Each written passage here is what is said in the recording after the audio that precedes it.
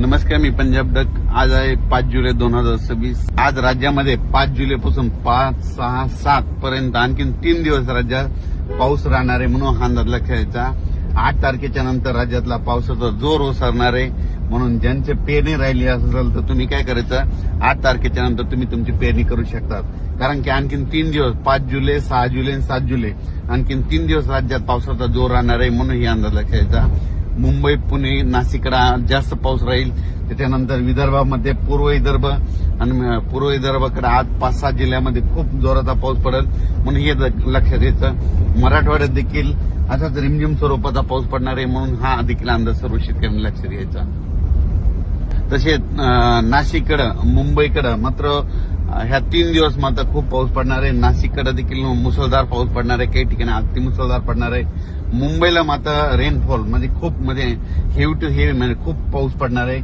जवळपास या 3 दिवसामध्ये म्हणजे 5 जुलै, 6, 7, 8 तारखेपर्यंत मुंबईकडे 8 जुलैपर्यंत पाऊस राहणार आहे. 9 तारखेच्या नंतर मुंबईचा देखील पावसाचा जोर ओसरणार आहे, म्हणून मुंबईच्या जनतेने देखील काळजी घेण्याची गरज आहे. कारण की 3 दिवस खूप अतिवृष्टी होणार आहे, म्हणून हे देखील मुंबईकरांना अंदाज लक्षात घ्यायचा. कोल्हापूर, सांगली,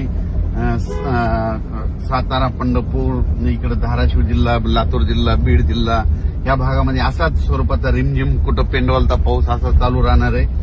आणि ईदभर ओल गेल्याच्या नंतर त्यांनी देखील 8 तारखेच्या नंतर पाऊस उघडल्याच्या नंतर तुम्ही तुमचा पेरणीचा निर्णय घेऊ शकता.